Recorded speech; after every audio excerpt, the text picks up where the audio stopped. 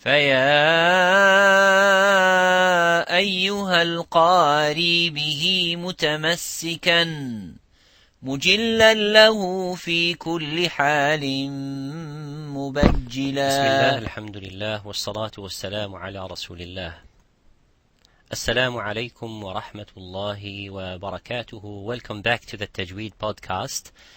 This is the video number 15 regarding the makhraj al-huruf, the points of articulations.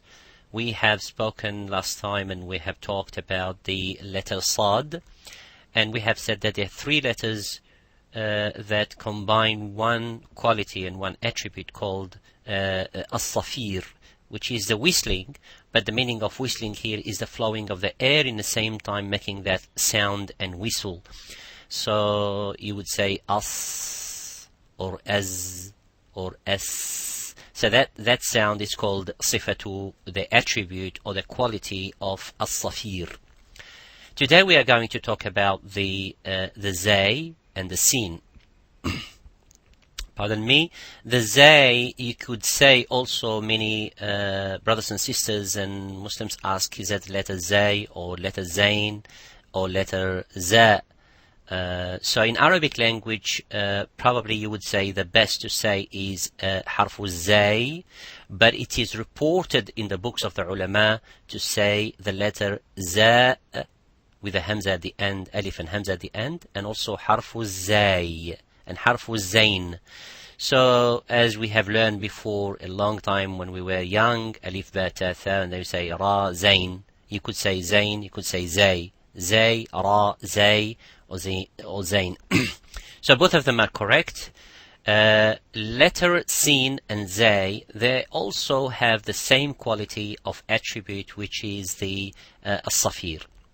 But the difference between the zay and sin and the letter sad, which we have seen previously, that the sad has the quality of power, the quality, it doesn't have any weakness, it is a letter that is very powerful. It has al-itbaq, as we have mentioned. It has the upper part of the sides of the tongue. These sides will move up to the roof of the mouth. So it has the quality of isti'la and full mouth, and the quality of at-tafkhim, which, as you can see, it's a heavy letter. But the opposite of the zay and the sin, both of them are istifal, both of them are empty mouth, both of them do not use the sides of the tongue to go up of the roof, but they use only the tip of the tongue at the lower incisive. So if we look at the lower incisive in the drawing here, this part here, the tongue remains on this part only, as you can see. So it doesn't touch, but remains steady, straight, and say as. So as it has the flowing of the air, the zay does not have the flowing of the air. And if you say as, and you put your hands just close to your lips and close to your mouth, and you find that the air is going as. But for the zain, it does not have that flowing of the air. It is harf majhur, it is not mahmus. And all these names and techniques and technical words of hems and attributes and sifat and equality, we're going to see later on when we finish with the makharij.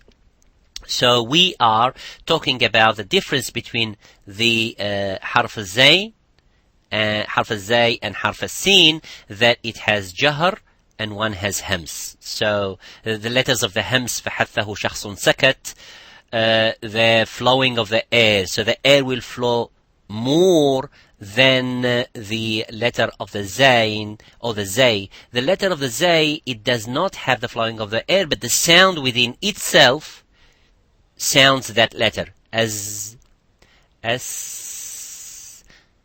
So let us see on the next slides, inshallah, the common mistakes of the letter sin and the common mistakes of the letter z. So in this slideshow, we are going to have a look at the common mistakes when sounding the letter of makhraj al-lisan. Makhraj al-lisan, one of them is the letter sin.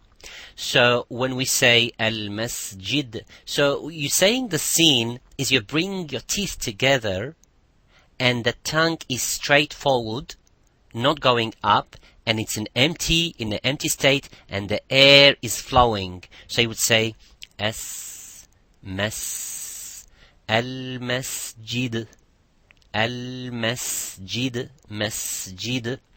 Of course, without insisting and going exaggeration of the scene like some people do, but just to explain what is a safir and what is the hams. Al-masjid, and not to change it, of course, into zay as some people do. Al-masjid, al-masjid, and not al-masjid, it's al-masjid. The other example I would like to point here as well is to watch that in this example that there are two mufakham letters. For example, the qaf and the ta. Both of them are mufakham, both of them are heavy letter, and the sin is in between. So instead of saying tuqasitu, so watch, tuqasi.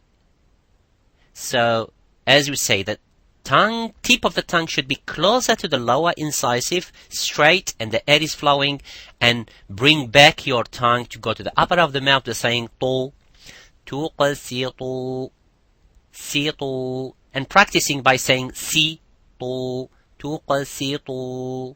Same as there is a word in the Qur'an, al-qist, al-asbat. So not to make the sin mufakham as a heavy letter. The example in the next one also the same thing. Wasata, and not wasata, wasata. Of course, when I say making tarqiq and making istifal of the sin, not to make it imala or taqlil by saying wasa, wasata. Here also the example of sultan is to be careful not to make the lam and the sin mufakham sultan. Like some would say, I hear some of my students saying, Subhanallah, it's Subhanallah. It is not sub, it's Subhanallah. The other example is the sad and the sin, they're not far away from each other, so be careful when pronouncing the sin and be careful when pronouncing the sad. So instead of saying sa'asrif or sa'asrif, it makes a difference by changing even the meaning. Sa'asrifu, sa'asri, asri, sa'asrifu. And the next one is ar-rasul, like many people would say ar-rasul, as I said the example by mistake. Ar-rasul, not ar-rasul. So the ra is mufakham, as you can see, but the sin is muraqqaq. So you would say war-rasul. Let's see the other examples of the common mistakes in the letter of. Same in this example as well, as we have spoken, that the zayn is coming close to the letter qaf, which is mufakham, letter ra, which is mufakham. So you would say, you don't say raza, za, razaqnahum, wazarabiyyu mabthutha. So zayn and letter zay is close to the ra. Zay also here is close to the kha. The kha is mufakham, ra is mufakham, but the zay is muraqqaq. زخرف القول, زخرف القول غرورا, ببضاعة مزجاه, not musjah, changing the zay into the sin or into the sad. Ar-rijz. So in the Qur'an there would be a word called ar-rijz and a word called ar-rijz. Both meanings have the same meanings in the Qur'an in most of the cases. It is a language, it is a dialect in Arabic language to say ar-rijz and to say ar-rijz. Same as to change the letter sad into zayn is called al-ishmam for Khalad and for Khalaf. Khalaf in most of the cases in all the Qur'an changes the sad into the letter sin, but this not the case for riwayat Hafs an Asim. It is to make, it's a tradition of the Arab, it's a language of the Arab, a dialect of the Arab, to say zay into sin or sin into sad, وَمَنْ أَصْدَقُ instead of وَمَنْ أَصْدَقُ مِنَ اللَّهِ. So even in our country there is a tribe and a village called Lamsila in Algeria. They would say also Zdaq. Zdaq means he said the truth, which means sadaq. Sadaq, so you say Zdaq.